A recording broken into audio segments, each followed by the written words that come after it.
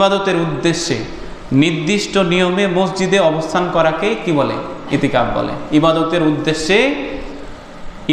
উদ্দেশ্যে মসজিদে অবস্থান করাকে ইতিকাফ বলে। আমরা ইতিকাফের সংজ্ঞা বুঝতে পেরেছি সবাই। ইবাদতের উদ্দেশ্যে রমজানের শেষ দশকে মসজিদে অবস্থান করে আল্লাহ তাআলাকে অনুনয় বিনয় করে চাওয়াকে ইতিকাফ বলে। সম্মানিত উপস্থিতি, আমরা আজকে আপনাদের সামনে একটি আয়াত তেলাওয়াত করেছি, সূরা আল বাকারার 125 নম্বর আয়াত।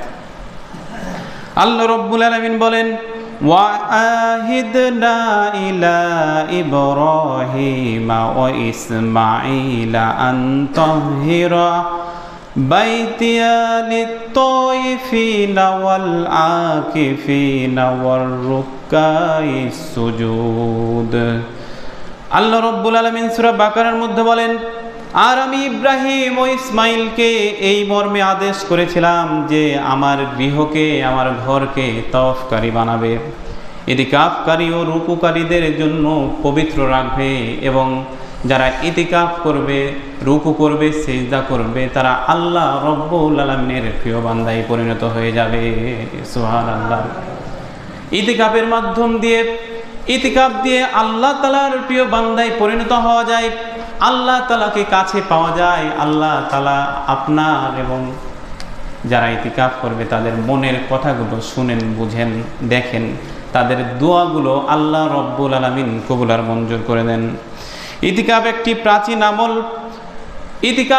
প্রাচীন আমল যে সম্পর্কে রাসূল সাল্লাল্লাহু আলাইহি সাল্লাম বলে গিয়েছেন 4500 বছর পূর্বে, রাসূল সাল্লাল্লাহু আলাইহি সাল্লামের আগমনের 4500 বছর পূর্বে পৃথিবীতে তাদের আগমন ঘটেছিল এবং তারাও ইতিকাফ করত, আল্লাহ তাআলাকে ডাকত, মনে প্রাণে বিশ্বাস করত।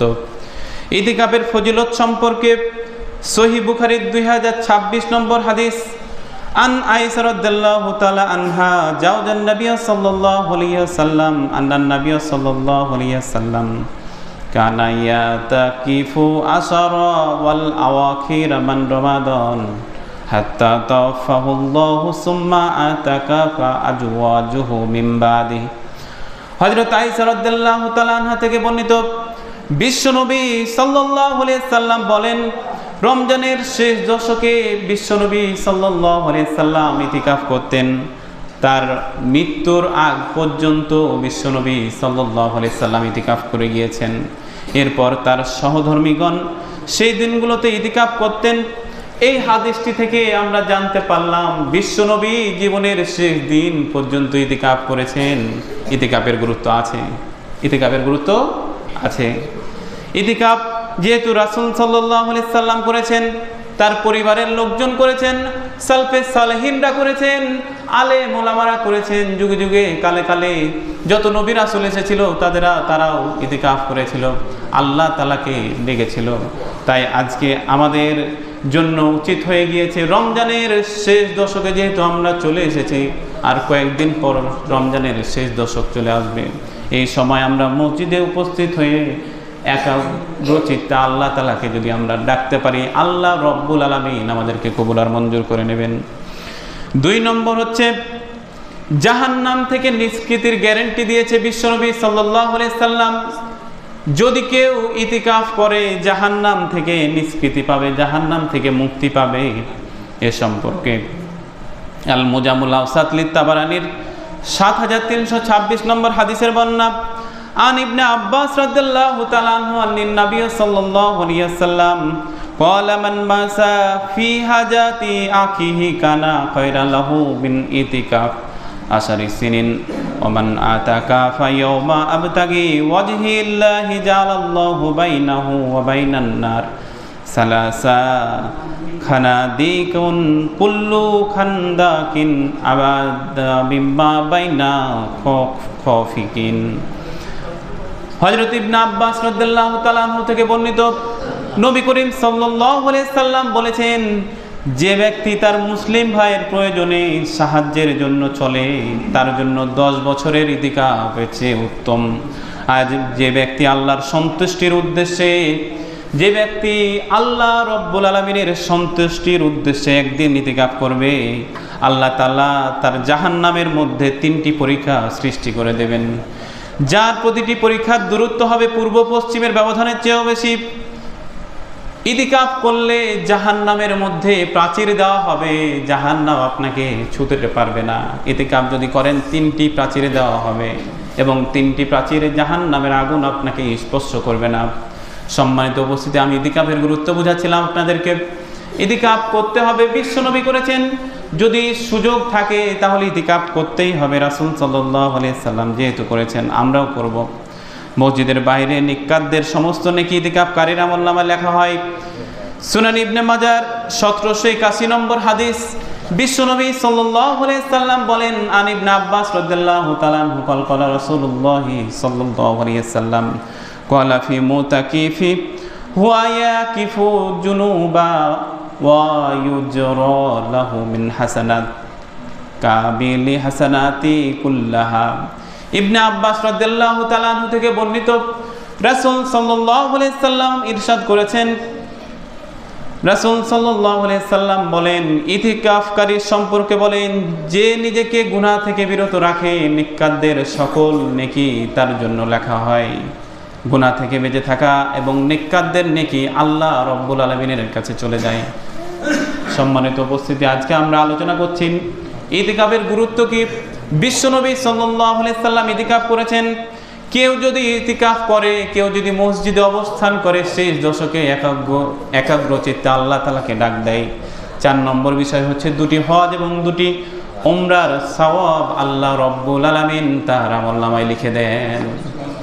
যদি কেউ কি করে, ইতিকাফ করে, রমজানের শেষ দশকে মসজিদে অবস্থান করে, আল্লাহ তাআলাকে ডাকে, তাহলে 2টি হজ এবং 2টি উমরা হজ, 2টি হচ্ছে উমরা এবং 2টি হজের সওয়াব তার আমলনামায় আল্লাহ তাআলা কি করবেন, দিয়ে দেবেন। গরিব মানুষ অনেক আছে যারা হজ করার সামর্থ্য নাই, তাদের উদ্দেশ্যে আমি আজকে বলবো যে আপনাদের এই সুবর্ণ সুযোগটা, যদি আপনারা ব্যস্ত না হয়ে যান, যদি আপনারা বিরক্ত না হয়ে যান, যদি এলোমেলো না হয়ে যান, যদি আল্লাহ তাআলাকে পেতে চান, যদি আল্লাহ তাআলার দয়ার সীমা আপনারা নিতে চান, তাহলে এই হজ, 2টি হজ এবং 2টি উমরার সওয়াব আপনার আমলনামায় লেখা হবে। পারবেন তো ইনশাআল্লাহ? সুযোগ হয় না, ইতিকাফ করা হয় না। এখন কথা দিলে তো কথা রাখতে হবে, নাহলে তো মুনাফেক হয়ে যাবে। এই জন্য অনেকে আবার কথা দিবে না। তো সম্মানিত উপস্থিতি, আমরা বলবো, যদি সুযোগ হয়, আপনারা সবাই বিজ্ঞ মানুষ, জ্ঞানী মানুষ, যেহেতু রাসূল সাল্লাল্লাহু আলাইহি সাল্লাম বলেছেন, অনেকেই আছে হজ করতে গেলে 6-7 লাখ টাকা প্রয়োজন। এখন 2টা হজ এবং 2টা উমরা সওয়াব যদি আপনার মসজিদের শেষ দশকে বসে যদি আপনার আমলনামায় দেওয়া হয়, আমাদের আমলনামায় যদি দেওয়া হয়, তাহলে আর কি লাগবে আপনার আর পাওয়ার কি আছে? এই আমলনামাটুকু আমরা যেন করতে পারি। আল্লাহ আমাদেরকে তৌফিক দান করুন। সকলে বলি আল্লাহুম্মা আমিন। রমজানের শেষ দশকে সুন্নাতে মুআক্কাদা, সুন্নাতে কিফায়া, সুন্নাতে মুআক্কাদা এবং কিফায়া 2টা পদ্ধতিতে, একটা মন হলেই হচ্ছে ইতিকাফ করা যায়, আর একটা হচ্ছে ইচ্ছাকৃতভাবে আল্লাহ তাআলাকে সন্তুষ্টি করার জন্য কি করা, ইতিকাফ করা। এইভাবে আপনারা ইতিকাফ করতে পারবেন, নফল ইবাদত করতে পারবেন, নফল ইতিকাফ করতে পারবেন, যে কোনো সময় ইতিকাফ করতে পারবেন। অথবা অনেকে মনে করে যে আমি যদি এই বিপদ থেকে উদ্ধার হয়ে যাই, তাহলে আল্লাহ তাআলার ঘরে আমি 10 দিন তার ইবাদত করব। অনেকে এভাবে ইতিকাফ করে, এটা সুন্নাতে মুআক্কাদা ইতিকাফ। এইভাবে আপনারা ইতিকাফ করতে পারেন। ইতিকাফ বিশুদ্ধ হওয়ার জন্য কিছু শর্ত রয়েছে, যা বিভিন্ন হাদিসে পাওয়া যায়। সেই শর্তগুলো আপনাদের সামনে আমি বলতেছি। ইতিকাফ বিশুদ্ধ হওয়ার জন্য যে সকল শর্ত রয়েছে, তার মধ্যে 1 নম্বর শর্ত হচ্ছে মুসলমান হতে হবে। 1 নম্বর শর্ত কি? মুসলমান হতে হবে।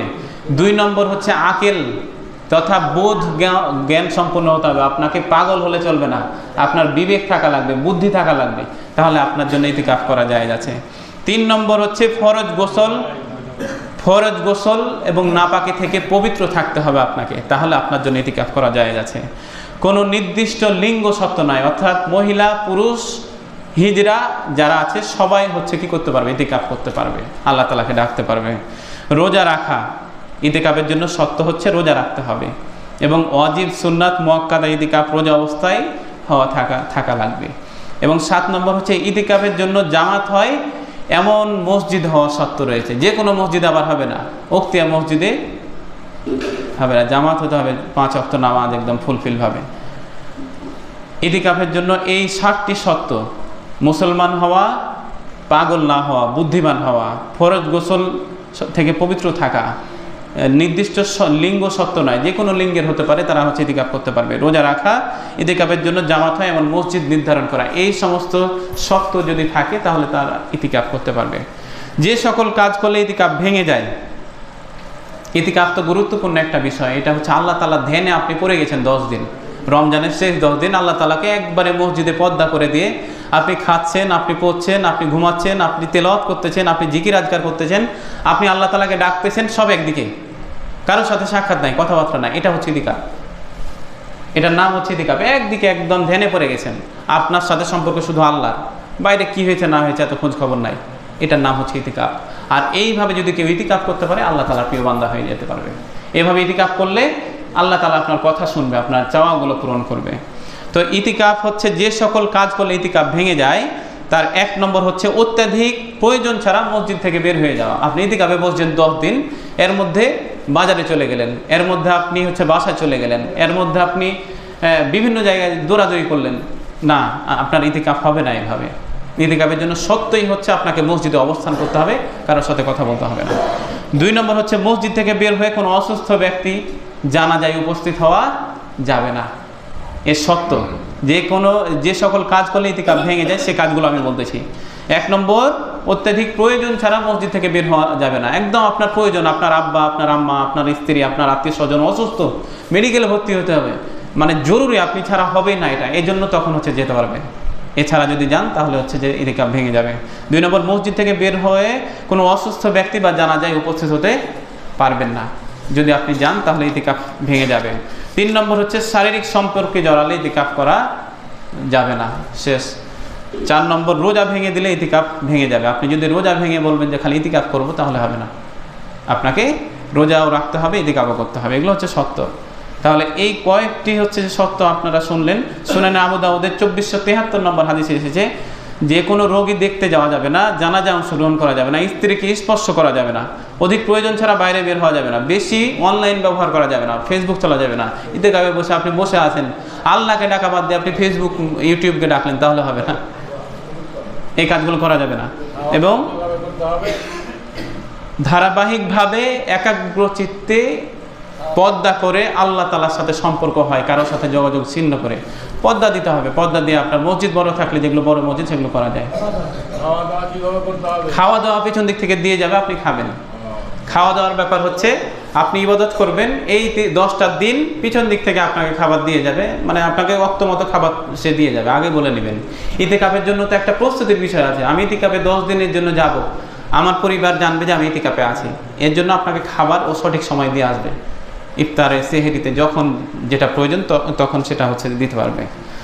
যে সকল আমলের মাধ্যমে ইতিকাফ প্রাণবন্ত রাখবেন, তার 1 নম্বর আমল হচ্ছে কোলাহল মুক্ত হয়ে একাগ্র চিত্তে আল্লাহ তাআলাকে স্মরণ করতে হবে, জিকির আজকার করতে হবে, বেশি বেশি কোরআন তেলাওয়াত করতে হবে, নফল নামাজগুলো আদায় করতে হবে, তাহাজ্জুদ নামাজগুলো আদায় করতে হবে।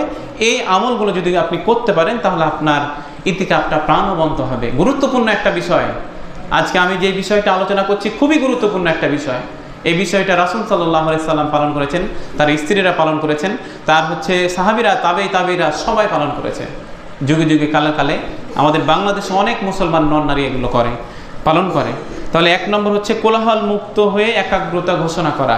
2 নম্বর হচ্ছে কোরআনের সাথে মশগুল হয়ে যাওয়া, কোরআনের সাথে মশগুল হয়ে যাবে, কোরআনের প্রেমে পাগল হয়ে যাবেন। আপনি কোরআন তেলাওয়াত করতেছেন, আপনার কোরআন তেলাওয়াত করবেন আর অর্থ পড়বেন, আর আল্লাহর সাথে আপনার সম্পর্ক হয়ে যাবে। কোরআন পড়তে পারেন না, এখন কি করবেন? কোরআন পড়তে না পারলে আমার বক্তব্য আবার বলতেছি, ইউটিউবে হচ্ছে শুনবেন। এখন ইউটিউবে শুনতে গিয়ে যদি অন্য কিছু শুনেন তাহলে তো হবে না, ইউটিউবে শুনতে হবে। ভারতবর্ষের ইতিহাস, অনেক দিন আগের কথা, আপনারা হয়তো শুনেছেন গল্পটা, যে একটা ছেলে কোরআন শরীফ তেলাওয়াত করবে, কোরআন শরীফ তেলাওয়াত করবে রাতের বেলায়, তো তার কেরাসিন কেনার টাকা নাই, কেরাসিন কেনার টাকা নাই, সে কান্না করতেছে বাড়ির মধ্যে, আর আফসোস করতেছে, আল্লাহ তুমি আমাকে এত গরিব বানালা, আমি রাতের বেলা কোরআন শরীফ তেলাওয়াত করবো, আমার হচ্ছে কেরাসিন কেনার পয়সা নাই। তো ওই রাস্তা দিয়ে যাচ্ছিল এক হচ্ছে মদখোর, সে মদ খায়, কোনো আমল টামল নাই, কিছু নাই। সে ওর কথা শুনে, ওর আহাজারি শুনে দরজায় নক দিয়েছে। দরজায় নক দেওয়ার পর বলল ভাই কে? বলছে যে তুমি কান্না করছো কেন?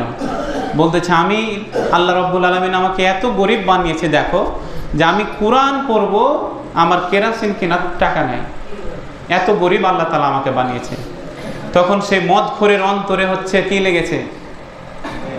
ব্যথা লেগেছে, যারে আমি কত টাকা মদ খেয়ে খেয়ে আমি নষ্ট করি, আর এই ব্যক্তি কোরআন পড়বে, এই ছেলেটা কোরআন পড়বে, কোরআন পড়ার জন্য তার কেরাসিন কেনার টাকা নাই।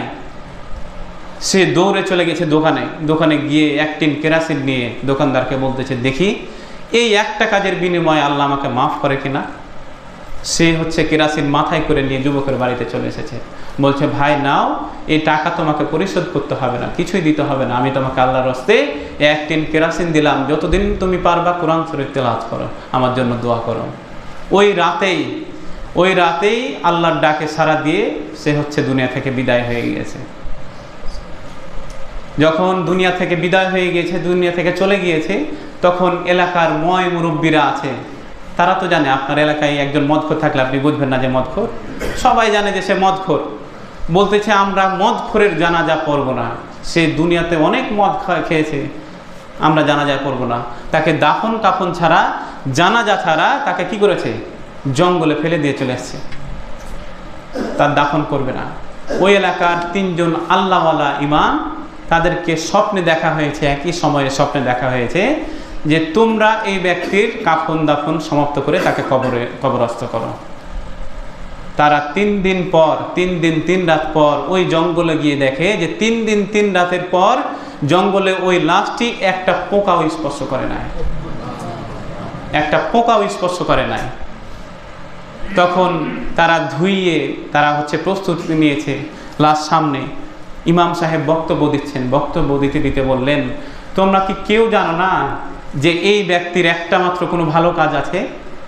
তখন দোকানদার হাত তুলে বলছে আমি একটা ভালো কাজের কথা জানি। কি ভালো কাজ? না তো কয়েকদিন আগে আমার কাছে আসছিল, আয়সা বলতেছিল দেখি একটা কাজের বিনিময়ে আল্লাহ আমাকে জান্নাত দেয় কিনা। সেই আকুতি মিনতি করে বলতেছে যে একটা কাজ, এটাই শুধু আমি জানি, আর কিছু জানি না। তার পিছনের সারিতে, সব পিছনের সারিতে ওই যে যাকে কোরআন কেনার জন্য তেল কিনে দিয়েছিল সেই লোক চলে এসেছে, সেই ছেলেটা চলে আসছে। দিয়ে বলতেছে আল্লাহর কসম করে বলি আজকে রাতে আমি স্বপ্ন দেখেছি, আমাকে 1 টিন কোরআন পড়ার জন্য কেরাসিন কিনে দেওয়ার কারণে আল্লাহ রাব্বুল আলামিন তাকে জান্নাতের মেহমান বানায় দিয়েছে এবং জান্নাতি পাখি হয়েছে, জান্নাতে ঘুরে বেড়াতেছে। আপনার আমার আমাদের সবার কোরআনের সাথে যদি সম্পর্ক হয়ে যায়, কোরআন পড়তে জানা লাগবে না, কোরআন হচ্ছে আপনার অন্তরে ধারণ করা লাগবে না, কোরআন আপনার হৃদয়ে ধারণ করা লাগবে না। আপনি যদি খালি একটু ভালোবাসেন কোরআনকে, কোরআন যে পড়ে তাকে, কোরআনের হাফেজকে, কোরআনের ছাত্রকে, একজন আলেমকে যদি আপনি ভালোবাসেন, কাল কঠিন হাসরের ময়দানে এভাবে হয়তো আপনিও পার হয়ে যাবেন, আপনি টের পাবেন না।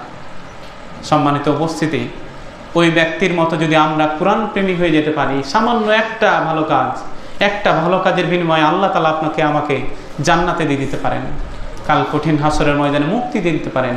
আমরা যেন সেই রকম হতে পারি, আল্লাহ আমাদেরকে তৌফিক দান করুন। সকলে বলি আল্লাহুম্মা আমিন। কোরআনের সাথে যে লেগেছে তারাই সম্মানিত হয়ে গিয়েছে। কোরআনের সাথে আমি বলেছি, কোরআনের সাথে যদি কাপড় লাগে কাপড়টা সম্মানিত হয়ে যায়, কোরআনের সাথে কাঠ লাগলে কাঠ সম্মানিত হয়ে যায়, কোরআনের সাথে মানুষ লাগলে মানুষ সম্মানিত হবে না? অবশ্যই সম্মানিত হয়ে যাবে।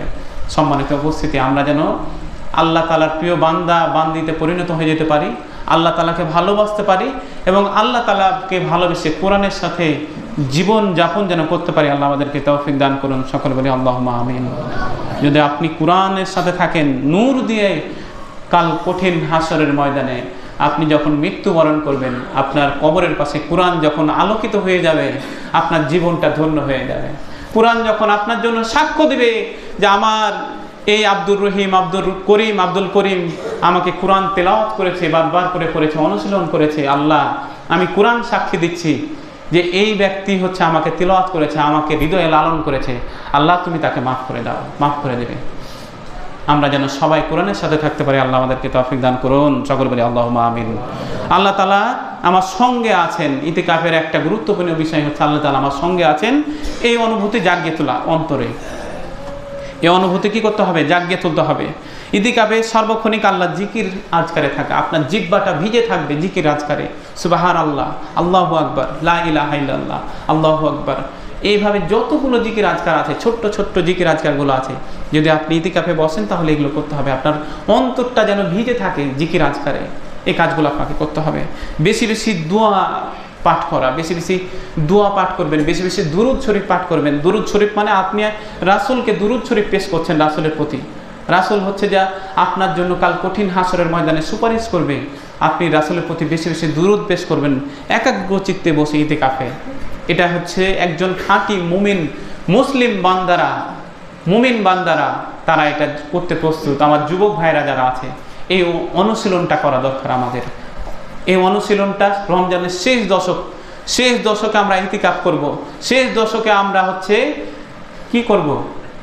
শেষ দশকে বেশি বেশি আমরা জিকির আজকার করব, বেশি বেশি আমরা তাসবিহ তাহলিল করব, বেশি বেশি ইবাদত করব, সবে কদর তালাশ করব। সবে কদর আপনি যদি ইতিকাফে বসেন, আপনি যদি একাগ্র চিত্তে আল্লাহ তাআলাকে ডাকেন, শেষ দশকে আপনি কদর পেয়ে যেতে পারেন। যেই মাসে কোরআনে কারিম নাজিল হয়েছে, যে রাতে কোরআনে কারিম নাজিল হয়েছে, সেই রাত আপনিও পেয়ে যেতে পারেন।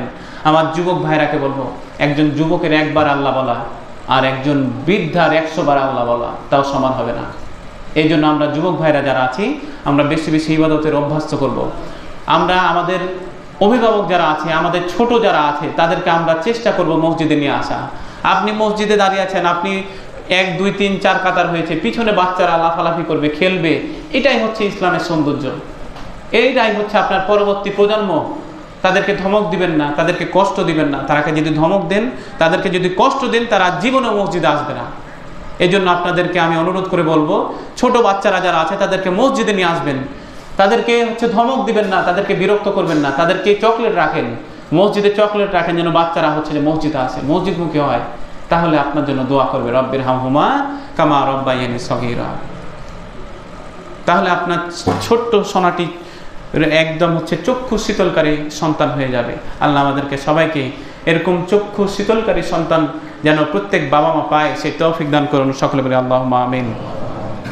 রমজানের শেষ দশকে কয়েকটি আমল বলে আজকে আমার খুতবা শেষ করব। রমজানের শেষ দশকে সর্বোচ্চ শক্তি ব্যয় করে আপনার ইবাদতে মনোযোগী হতে হবে। রাসূল সাল্লাল্লাহু আলাইহি সাল্লাম বলেছেন, যখন রমজান মাসের শেষ দশক এসেছে, একবারেই জিকির আজকার ইবাদত বন্দেগী যত কিছু আছে সব বাড়ায় দিয়েছে আল্লাহ রাসূল সাল্লাল্লাহু আলাইহি সাল্লাম। একবারে বেশি করে দিয়েছে। 2 রাকাতের জায়গায় 4 রাকাত, 4 রাকাতের জায়গায় 8, 8-এর জায়গায় 12, 12-এর জায়গায় 16, এইভাবে অতিরিক্ত সব নামাজ পড়েছেন, আল্লাহ তাআলাকে ডেকেছেন। 2 নম্বর হচ্ছে যে রাসূল সাল্লাল্লাহু আলাইহি সাল্লাম রমজানের শেষ দশকের বিজোড় রাত্রিগুলোতে কদর তালাশ করতেন। এই কাজগুলো আমরা করব, আমার যুবক ভাইরা যারা আছে তারা করব। আমরা মুরব্বীরা যদি নাও পারি, আমার যুবক ভাইরা আছে, এটাকে উৎসব মুখর করে দিয়ে আমরা একাগ্র চিত্তে যুবক ভাইরা সবাই মসজিদে চলে আসবো। শেষ দশকে আমরা 21, 23, 25, 27, 29 আমরা এগুলো পালন করার চেষ্টা করব। আল্লাহ আমাদেরকে তৌফিক দান করুন, সকলে বলি আল্লাহুম্মা আমিন। রমজান মাস আমরা আবার পাবো কিনা জানি না। আমার যুবক ভাইরাকে আমি অনুরোধ করব, এই রমজান মাস আপনারা যেহেতু আজকে ইফতারের ব্যবস্থা করেছেন, এই যুবকরাই হচ্ছে ঐক্য, যুবকরাই শক্তি, যুবকরা যেদিকে যাবে সেই দিকেই হচ্ছে বিজয় হবে ইনশাআল্লাহ। এই জন্য আমার যুবক ভাইরা যারা আছি, আমরা সবাই দলে দলে এসে 21, 23, 25, 27, 29 আমরা কদর তালাশ করব। যদি সম্ভব হয় তাহলে ইতিকাফ করব, ইতিকাফে অবস্থান করব, আল্লাহ তাআলাকে বেশি বেশি স্মরণ করব, আল্লাহ তাআলাকে ডাকবো। আল্লাহ আমাদেরকে তৌফিক দান করুন, সকলে বলি আল্লাহুম্মা আমিন। রমজানের শেষ দশকে রাসূল সাল্লাল্লাহু আলাইহি সাল্লাম যেহেতু বেশি বেশি ইবাদত করেছেন, লাইলাতুল কদর তালাশ করেছেন, আমরা এইগুলো যেন করতে পারি, আমার বক্তব্যের মধ্যে যেন সীমাহিত না হয়ে যায়। আমি শুধু বক্তব্য দিলাম আর আপনারা শুনলেন আর শেষ হয়ে গেল, এটা যেন না হয়। আল্লাহ আপনাদেরকে বুঝার তৌফিক দান করুন, সকলে বলি আল্লাহুম্মা আমিন।